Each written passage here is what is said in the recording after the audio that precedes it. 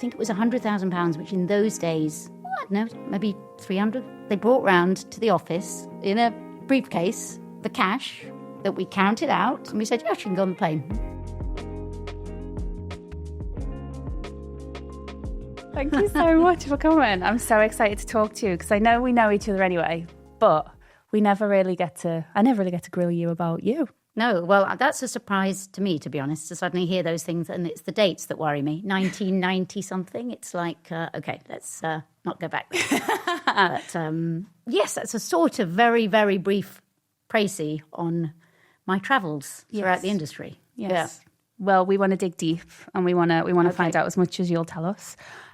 So we did a bit of digging online to find out a bit more about you because you don't really do a lot of press. No, I don't. Do a lot of I chatting. can't believe you actually got me to do this. It's mainly the office that convinced me, and I might have a word with them tomorrow, but we'll see how it goes first. Well, I owe them one. So you went to drama school. Was the plan to always be in front of the camera? Yes and no. No, I was first of all going to go to university, where I think the course would have been very different if I'd gone down that route. So I applied to Hull University, which was a very good university in the days that I was around. I'm not saying it's not now, but and I failed one of my A-levels. So I couldn't do that, and I didn't want to go through clearing. So I had thought I wanted to be an actress, but so many people do. So I thought, well, I'd take I took a year off. That year turned into 3 years of sort of travelling around and working. I worked in a travel agency for a year, which I loved. So I could have ended up being a travel agent because I adored that.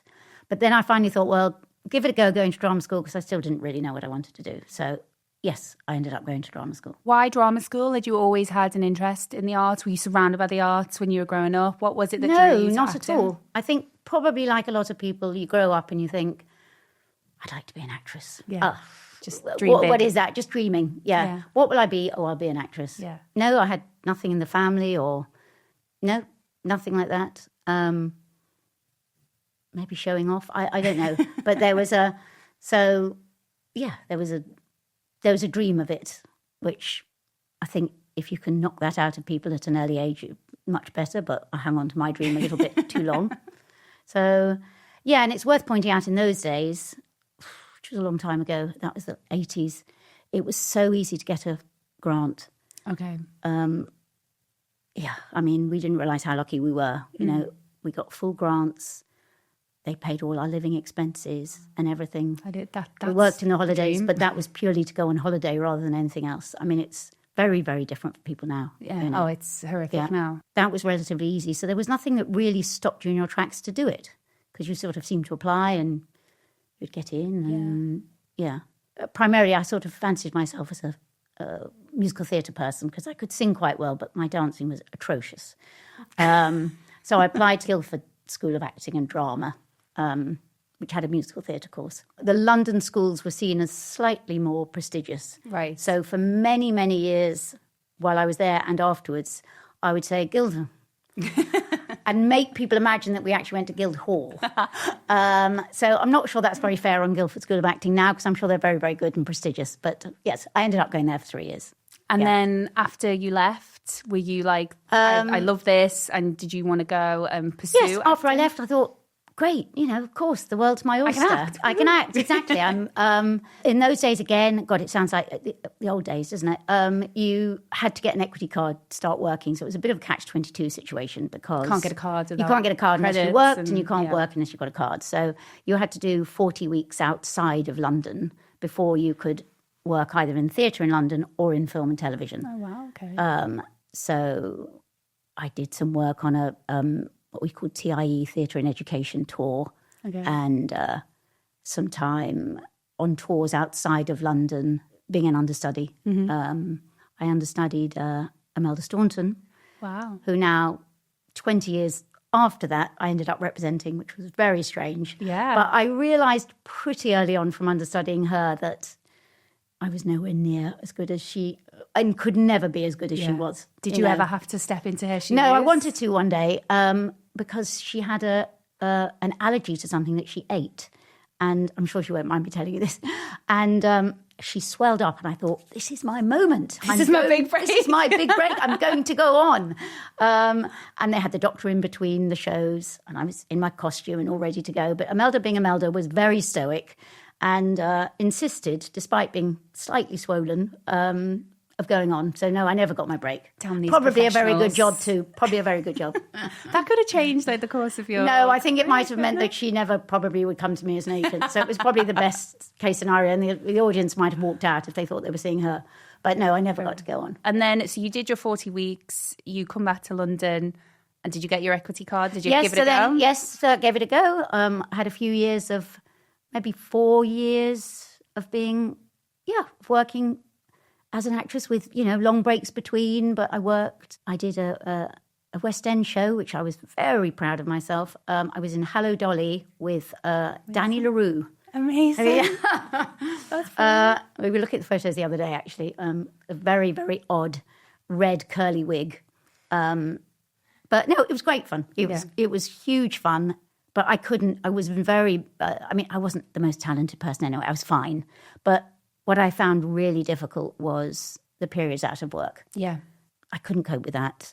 I think a lot of actors, have a huge sense of identity crisis. Of course. And actually, in retrospect, I'm thrilled and delighted I've done that, because it's made me more aware as an agent about what they go through. Oh, you can be so empathetic now because you've been there and you understand the process. But I also I'm not very patient, and I wasn't... I wasn't very good at relying on waiting for my... Funny that, Sam. But I wasn't very good on relying on the phone, waiting for the phone to ring and my agent to come up with something. Oh, I'd be the same. Yeah, I'm sure you would. You wouldn't be... Yeah. I've never wanted to be in front... This is the first camera I think I've ever been in front of. Right. Yeah, I couldn't do it. For me, it was the lack of being in control. Yeah. I was reliant on somebody else. Yeah, your face is in somebody else's hands, which is... Yeah. And it might not even be due to your talent. It could just be like, you might not be tall enough. Exactly. Or your hair might be... What are you saying, Sam? Yeah. You might be too tall. But it could be nothing to do with your ability to act. Exactly. It could be something else that, you lose the job, but it still hurts just as much. I think mine might have had something to do with my ability to, but a little bit of a mixture of all of those things. Yeah. So then you decided this isn't for me, and you went into casting. Well, that was a very short-lived. Was that straight away, or did you was that an accident? No, that was straight away, because I knew I didn't want to act anymore, but I didn't know what I wanted to do. Yeah. So a job came up as assistant to a casting director. Yeah. So I thought, well, I definitely want to say goodbye to all of this. So I went to work with the casting director, and that was a bit of a strange experience happened, because it also made me realise that it's so much luck and being in the right place at the right time. Because I was reading in, with casting directors, they have actors coming into the room, and often the assistant will read in with the actor. Yeah. So I was reading in with these actresses coming into the room for a small part of a nurse in something. And we got to the end of the session, and all the actresses had been great, whatever. And then they all left, and the director said, I don't think we've really found it yet. I'm looking for someone just like Sue. This would be my first foray into not acting. So they gave me the job. Which was ludicrous. I mean, it was only a small part. Yeah. And I thought, wasn't even so trying. Strange. I wasn't even trying. And also, I probably wouldn't have been able to get an interview for that part. I wouldn't have got in the room. I wouldn't have got in the room. That's hilarious. It was strange. It sort of made you realise there's so much else that goes on that you're not in control of. Yeah. And I wonder, did any of those actors find out that you got the job? Yeah, I don't know. But it was only a small part, so they wouldn't have been that jealous. But, it was just an odd way of getting a job. Yeah. Yeah. So then you bid your goodbye to acting, and then how did you end up as an agent at WME? Well, how did that work out? I knew I sort of didn't want to cast. That was very clear again. I don't know why. It was lovely. I had a great time with the person I was working with. But somebody said you'd be a good agent. I thought, well, I couldn't be much worse than what my agent had been. So I'm not going to name them. So I thought, well, I'll give it a go. And again, it was... Maybe those days were easier for all of us in some ways, I don't want to look through rose-coloured glasses, but opportunities seem to come your way if you put yourself out for them. So I just wrote to about half a dozen agencies that I wanted to be with as an actress. Yeah. Who hadn't taken me on. Do you think being an actor helped you? Like you knew who to contact. Maybe I knew who to write to, but I don't think it helped me get the job. Unless they thought, well, she at least understands how the business industry works. Yeah. And my letter, you wrote letters in those days, and the letter landed on the desk of an agent who was looking for an assistant. And I got the job, and it seemed an easier sort of path. You could sort of put yourself out for things, and it seemed like the opportunities were given to you if you. Whereas again, I think nowadays maybe it's slightly harder. Yeah. And then how long were you an assistant for this person? Did you move around desks? Or did you stay with one person? I stayed. It was a little sort of one-man band, and she was a bit of a maverick agent, but she taught me some very good things. I had only been there, and I'd never worked in an office or anything. I mean, I couldn't type. And she went on holiday for 2 weeks. She said, I'm going on holiday, and you've got to close this deal. Maybe I'd been there a month. I mean, I knew nothing. So I said, well, what do you mean close the deal? So she said, you have to get for this client £10,000. That's all. These are the dates, and you just have to get her £10,000. Okay, well, how do I do that? Well, you just do it. That's your job. So she was away for 2 weeks. It was a woman at the BBC I was negotiating with. And I just thought, well, my life depended on it. This was my job. And I mean, it was hell. This woman was yelling at me every day, and how dare you? And I just thought, well, it's either you yelling at me or my boss sacking me when you get back. So anyway, after the 2 weeks, I got the £10,000. So I thought, phew, good. So my boss came back and she said, how did you do? And I said, I got the £10,000. She said, blimey, I didn't think you'd get half of that. No way. And that's totally true. Wow. So it was a very good sense of throwing in the deep end and just thinking. So that gave me a good lesson of, okay, it's a little bit of... a bit of a dance. Yeah, bit of a dance, exactly. Do you think she set you up to fail, or she was just trying to test you to see how far she could push you? I don't know, it could be a mixture of it. I don't think she actually thought about it. I think she was the sort of woman that just probably plucked a crazy figure out and thought, oh, let her go. Give it a go. Let her go and have a go on that. Yeah. And I suppose you couldn't even, there was no way of you contacting her or... No. And she didn't give you guidance in terms of try this, use those arguments. It was... Yeah. Just figure it out. But in many ways, it was great because you were reliant on yourself and your own sense of, which I think a lot of what agenting is doing the right thing. A little bit of ducking and diving, and if you believe in something enough, you can quite often get it.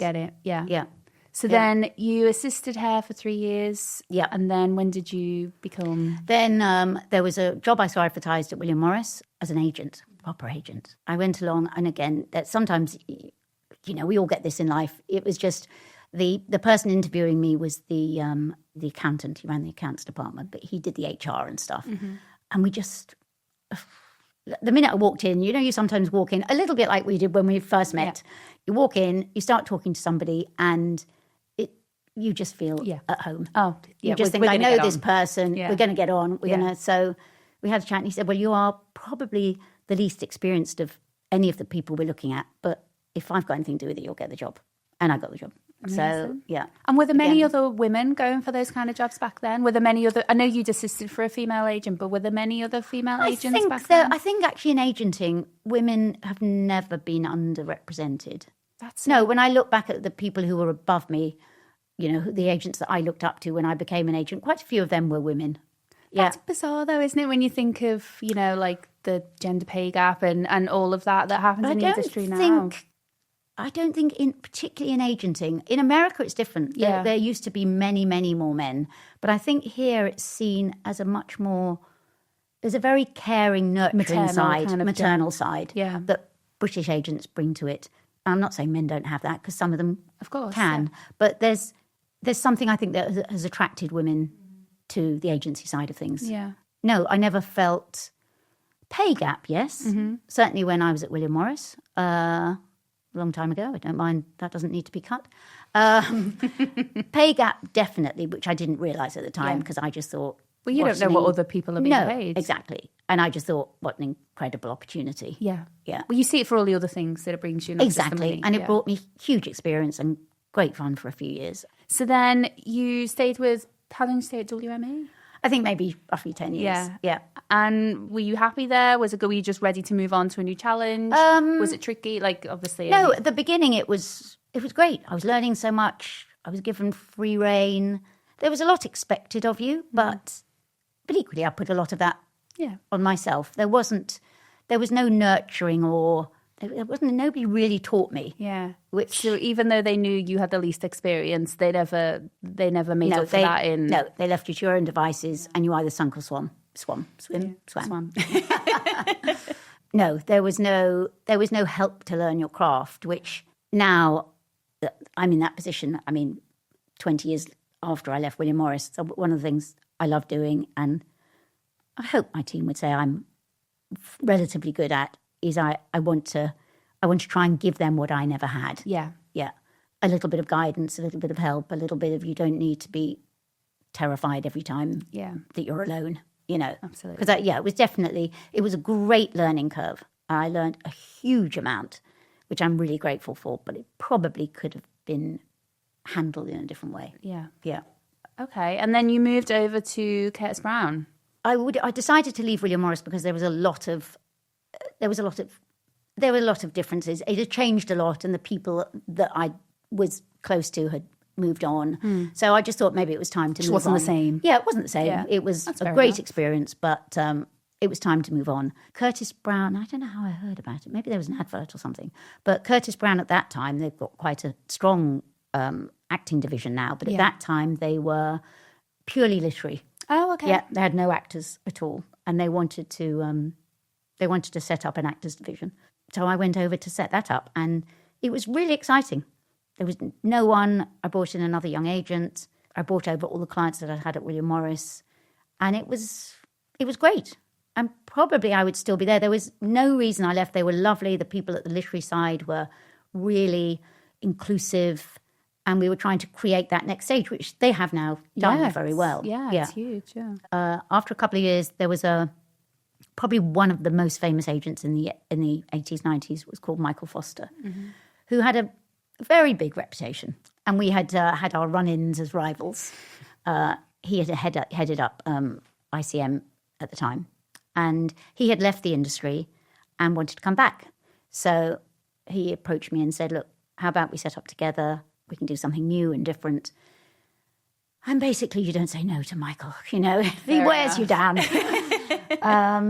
So we set up together. And as I say, if it wasn't for Michael, and I'm very, very grateful to him in many ways, because I'd still be very happy at Curtis Brown, but I wouldn't have tried another channel of running my own thing. Yeah. And I guess you were able to then take everything you'd learned from WME, from Curtis Brown, and be like, right, how would I do this as me? Exactly. And then there were no bosses. Yeah. Not that I felt at William Morris there definitely were bosses. At Curtis Brown they left me to my own devices, which was great.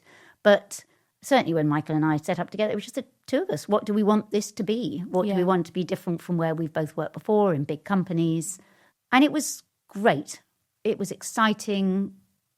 We made a success of it very quickly until Michael, who is a little bit of a maverick and jumps around, decided after a few years that he wanted to go and do something else. Yeah, so then I had the decision of whether I stay there sort of doing it on my own with a tiny little team, or join forces somewhere else again. And then what made you decide to stay on your own? Was it the autonomy of this is my Well, thing? it wasn't really on my own for very long, because for many years, John Thoday, who you know at Avalon, and his partner Richard Allen Turner had been calling me and saying maybe we could do something, because they wanted to set up an actors division. But I was quite happy at the time at ARG with Michael.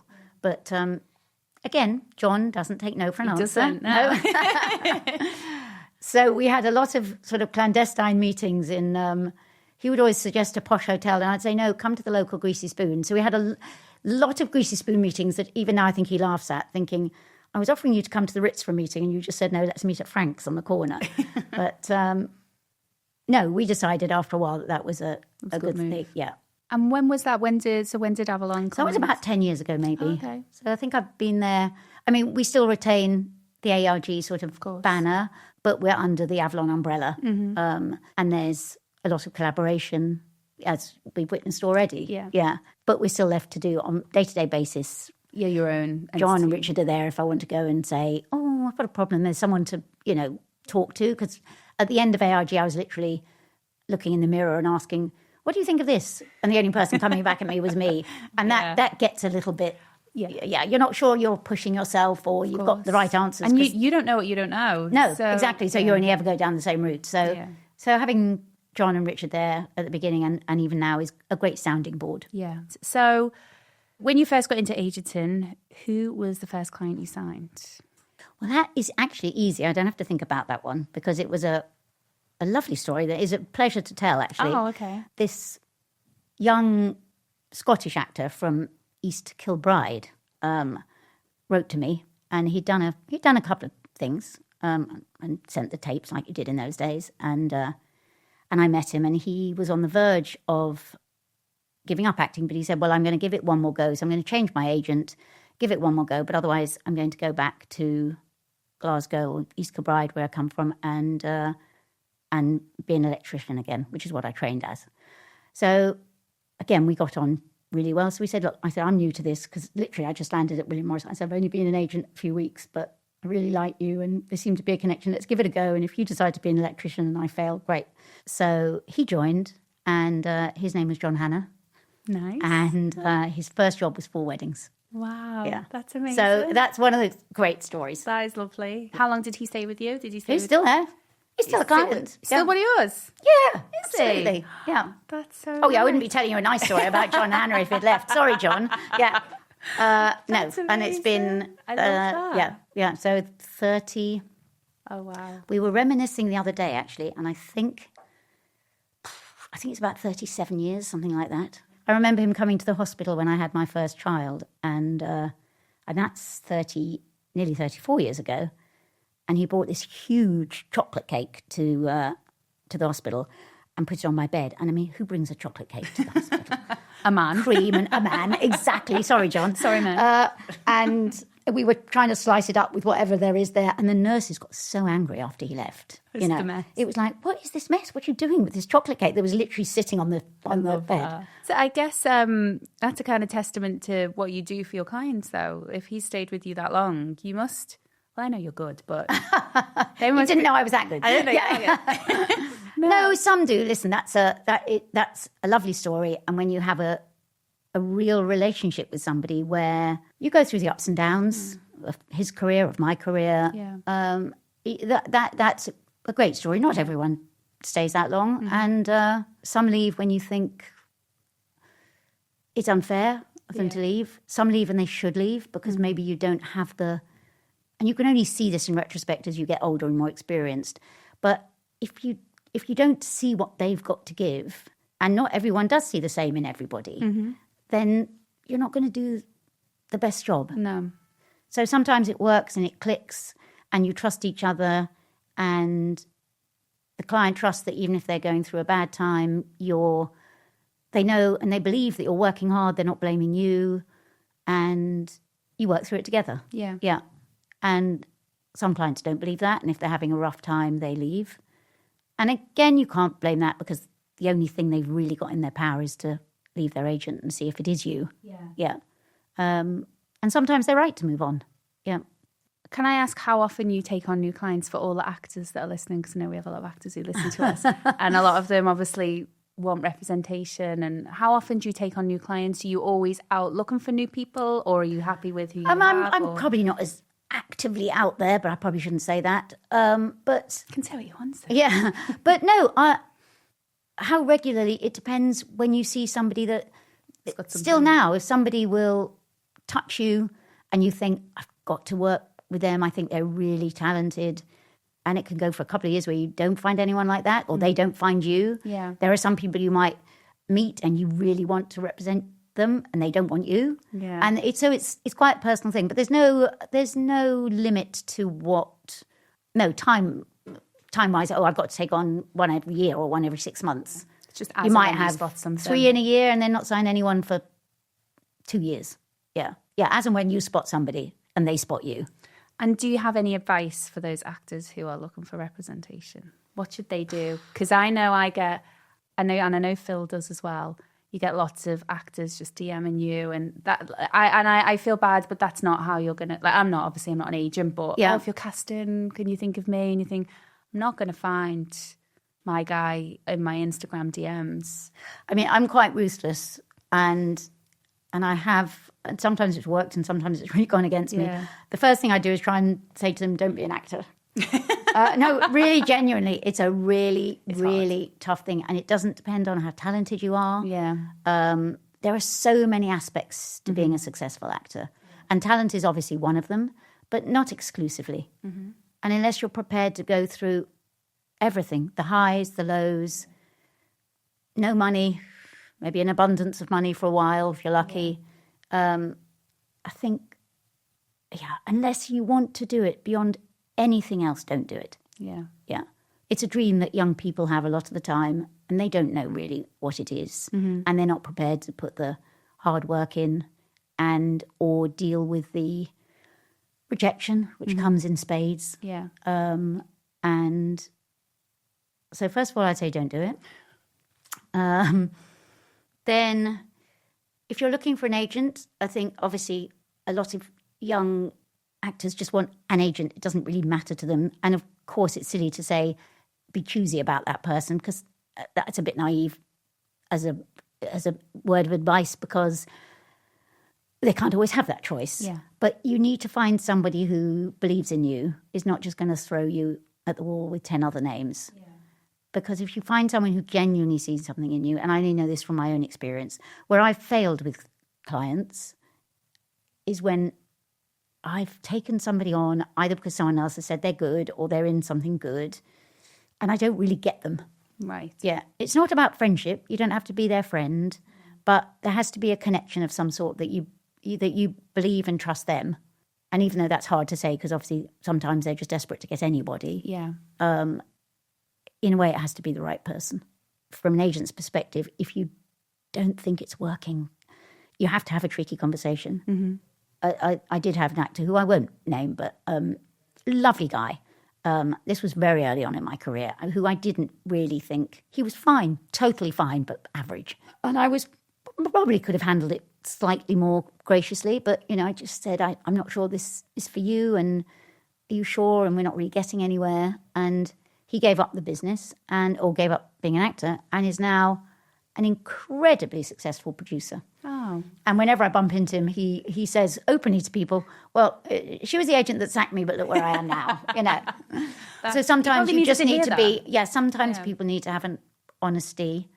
But then my opinion of you should give up might not be somebody else's. So if you find somebody who says, no, you've got something special. You kind of find your person. That's what you find your person. Yeah. Exactly. Yeah, the other things I'd say to actors are, a lot of actors get a bit bitter about other actors' success. It's not a competition. No. You're going to, if you get a job, you're going to get the job because they want you. It's not a competition. Don't be bitter that Jack next door got it and you didn't. Yeah. Because bitterness doesn't help anyone. You've got to remain as open and confident, and it's not easy. I'm not saying that's easy at all, but try and just plough your own field and believe in yourself if it's really what you want to do. And not always, but sometimes your time will come. Agents are often seen as power brokers, and I know as a producer, trying to get past. I know a lot of agents now, so it's a bit easier. But at the beginning, it was so hard to get to their clients because they protect them. Otherwise, they'd be selling their clients all kinds of stuff they didn't want. Are there any myths you want to bust right now about what agents do, or why you say no to people when I believe that your actor is perfect for this, but you're like, no? I think the myth I would want to bust a little bit is that we're in it for the money. We get a pretty hard ride. We're the 10%ers. They're only after 10%, whatever. And we're all in it. There's a business, of course. But I can assure you, if I'd wanted to really just make money, I could have used my skills to far more financially rewarding than the things that I've done. I think people do, not that we want to make ourselves out to be lovey-dovey and soft and caring, but I think there's a lot of good agents, certainly in this country and in America, but there's a lot of good agents that I know here. And most of them work incredibly hard. They care about their clients. They nurture their clients. They deal with individual personal issues. You have to get to know what they want, i.e., are they going to follow your advice and say no to a job, or do they need to pay the mortgage? Have they got kids? And there's a lot goes on behind the scenes between an agent and and a client. And I think we're not just the ball breaking.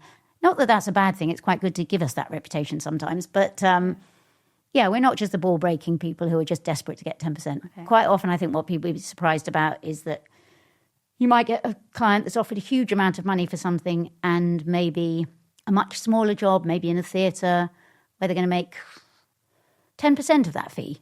Yeah. And that's 10% of your fee. Yeah. But a good agent, and as I say, there are a lot of those, will advise the client to do the right thing. Yeah. They're not just out to be. Yeah. So the flip side of that, what has been one moment you were like, oh, I've made it? Like, did you make like one deal, one phone call, or you got your client into like that one role? Have you ever thought, oh, I could retire now and I completed it, a completed agent? No, unfortunately not. That hasn't happened to me yet. Still finding it? I mean, you get great moments, you get fun moments. Going slightly off track what you're asking me, but the great thing about our job is I've never been bored. I've been stressed a lot. I've been angry. I've been upset. But I'm never bored, and that's a great thing. Every day is different. One beginning to get a bit more. Let's say you're doing a podcast. Exactly. Yes. Great. Thank you. No, every day is different. I think maybe it's changed a bit more now, and it's a little bit more routine. Like I said before, I don't want to look through rose-coloured glasses, but I think it's changed again. But yeah, are there moments? There are more moments of feeling self-satisfied. I don't mean like smug, but when agents don't get thanked very often, either by the producer. The producer will go off to the client and say, oh, I wanted you. No, you didn't. I had to twist your arm to take that person, And or the client will think they got it. They were so lovely and great and perfect, and they walked into the room and everyone fell in love with them. Yeah, they wouldn't understand the process of getting them in that room. So a lot goes on behind the scenes, sometimes begging, sometimes pushing, sometimes pissing people off. And it's when you know that what you did was the thing that got them that job. Yeah. Whether anyone else acknowledges it doesn't matter. But they would not be where they are now if it wasn't for me. That's satisfying. You've got a reputation for spotting some talent early, and obviously without naming names. What was the moment that you knew they were going to be a star? Again, I'd love to say there was a moment and there's a, light goes on and you think, again, it comes slowly or luckily. If you're talking about young people, I think the reason I've been quite successful with young people is I'm always happy to give anyone a chance. Yeah. Children, I've never thought of child actors as being a child actor. I just think of them as being an actor who happens to be a certain age. Yeah. And opportunities have arisen where I've represented people. I've given an opportunity to a friend's child who wasn't necessarily doing very well at school. So what could we do to make them feel special? Oh, let's get them an interview for something. Yeah. And then that goes on to be crazy. Yeah. Crazy. Yeah. But no, I think with young people, if we're talking about sort of child actors, I think I don't know why, but I have a knack of sort of seeing something in a child that I think could be quite special. But I think a lot of that is also down to their parents. Mm-hmm. I would never take a child on unless I thought that the parents were serious, not in any way looking to exploit it, but purely doing it for the sake of the child. Yeah. And that the child wants to do it. And that they're going to handle the situations well, and that the child will be protected from the inevitable rejection, which will come even a child's way, but not to make them feel like that. Yeah. And there's something very satisfying in seeing a young person develop a career without realizing they're developing a career. Yeah. If they can go and have a normal life and as normal a life as possible until it gets out of control. Of course. Yeah, I don't know why, but I think I have a little bit of a knack with young people to maybe see something, but probably no more than anyone else. Maybe I've just been lucky in that area. Yeah. You mentioned that a lot. You've just been lucky. Maybe you're just... No, I have been lucky. No, I'm not taking anything away. I'm not being sort of, oh gosh, pretending I'm not good. I've worked, if anything, it's a bit of luck and a lot of hard work. Yeah. When people say, how have you succeeded?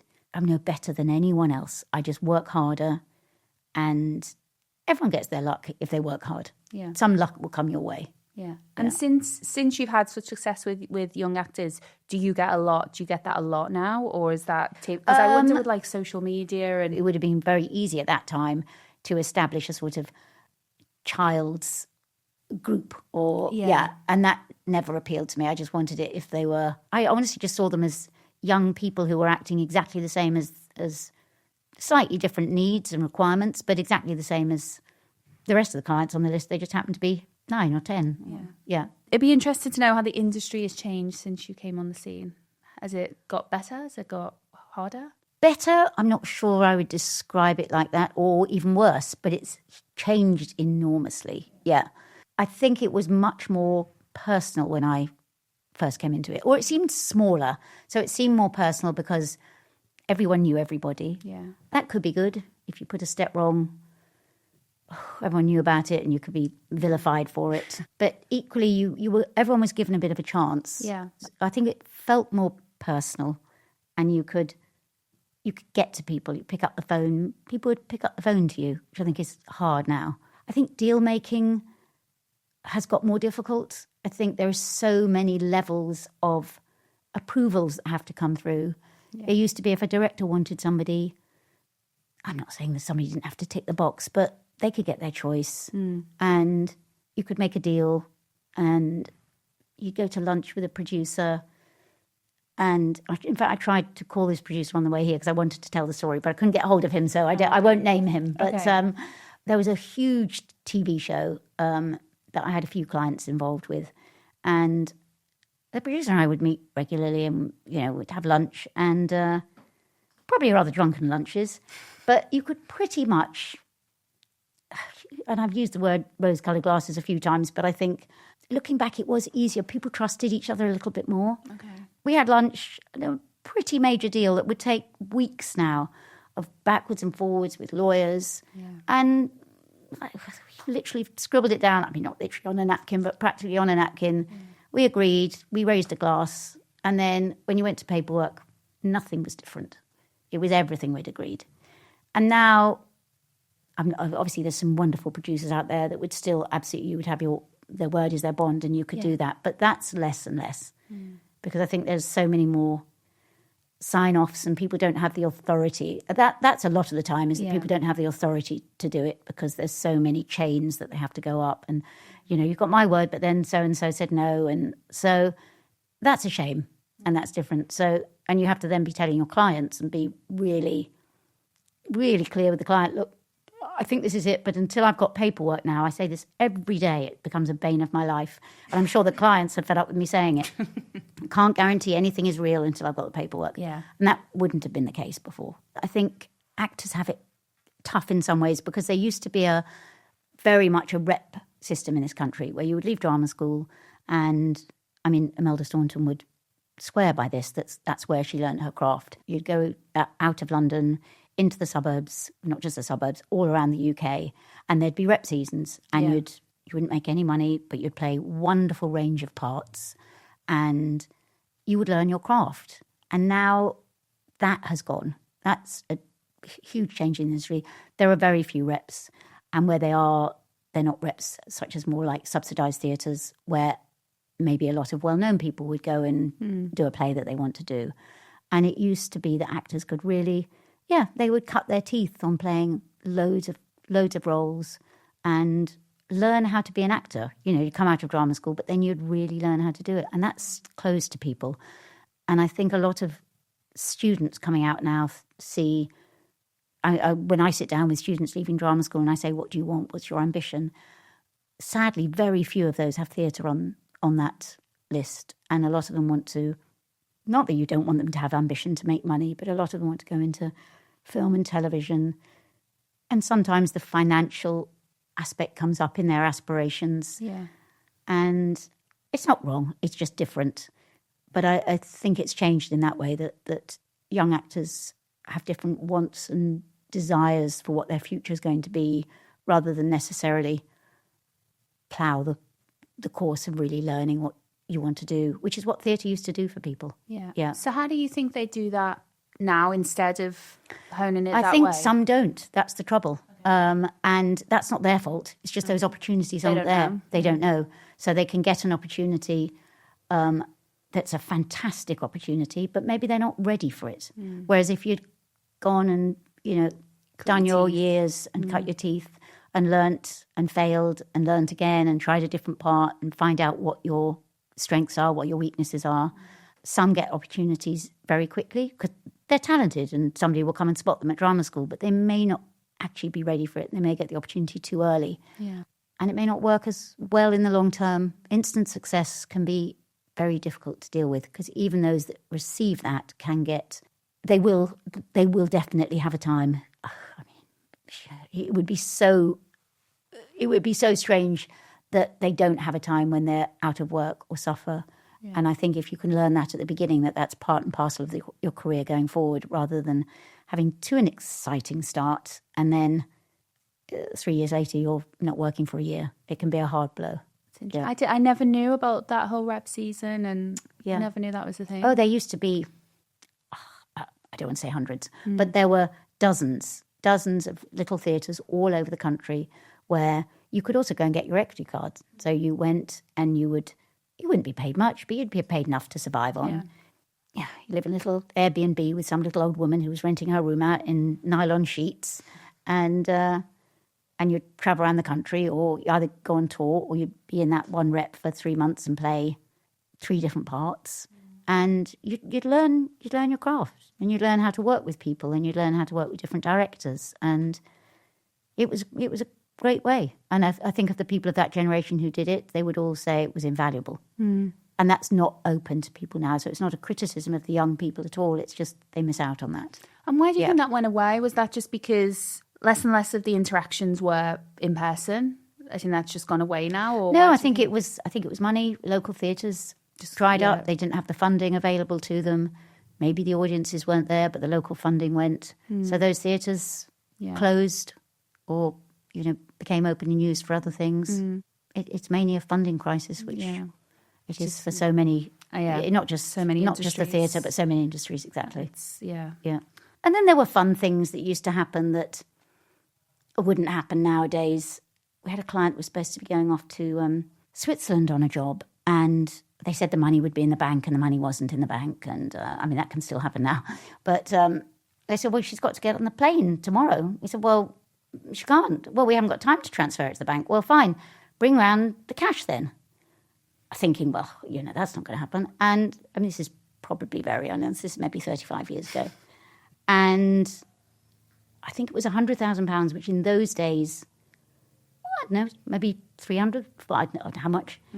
They brought round to the office in a briefcase the cash that we counted out, and we said, yeah, she can go on the plane. That must have looked so dodgy. It was fabulous, though. That would never happen now. No, oh my God. And that made you feel you were in some sort of special industry and thinking, God, this is quite maverick. And but that would never happen nowadays. Oh God, no. Yeah, you wouldn't be able to get that out of the bank. They ask you about a billion questions. Exactly. Yeah. Oh, the obvious thing that's changed is technology, emails. You used to have to get the post every day. We would open the post. Do you get headshots anymore in the post? Do people send you Not in the post. No, you get them on email, but not in the post. Should. Yeah. You'd probably take more notice, wouldn't you, if you got it in the post? I think so. There was, this didn't happen every day, but there was, which would never happen on email now because you'd be caught out and probably told off. Maybe 20 years ago when we first started ARG, I had, there'd been an actor on the phone to me saying, I really want you to represent me. And I said, I can't, there's just got no space. So I opened the post one day and there was a photograph of him, with obviously posing, thinking he was Hamlet or something, with a skull, full-length photo with a skull, totally naked with an erection. Now, you wouldn't have the audacity to email that now, but it came in the post. It was... What did you do with that photo, Sue? I showed it around the office, we put it up, and we had a great laugh. And those things wouldn't happen now, because you'd be caught on the thing. But it was in those days, it was like, your attention. Wow. Okay, it did, definitely. I promise you, it caught my attention. I'm guessing he's not on your roster now, though. No, I never took him on. I didn't take him on, yeah. Did anybody, do you know? I don't know, maybe somebody did, I don't know. We'll have to no, he did go on to, he did have a bit of a career. No way. Yeah. I wonder how many people he sent that to. Yeah, exactly. Yeah. Oh my Yeah, maybe he word. copied them loads of copies. It's got to work with somebody, Brilliant. Okay, so then I've got one last question. Yes. And Phil usually asks this, so I'm going to carry it on. Okay. What is a rogue TV or film choice that you love that people wouldn't expect from you? Well, my family teased me because I've got 2 sons, and I used to make them watch this, and they could not believe that I was making them watch this old film called Old Yeller, which is about a dog with rabies. It's a black and white film, and I don't know why, but it used to make me sob. And my boys would, if I didn't say this, they would say, "You're lying, Mom," if I made up any other film.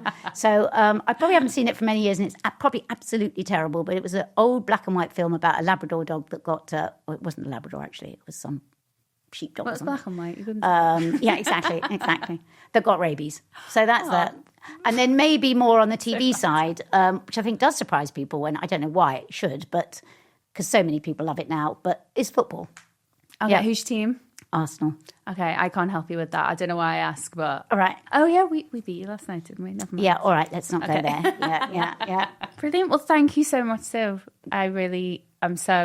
I'm so happy that you said yes to this. I know you don't do podcasts. I hope you never do another one, and we're the only one you ever do. We got the Thank exclusive. you, Sam. You made it very easy. I must say I wasn't looking forward to it. I was a bit thinking, why the hell have my office persuaded me to do this?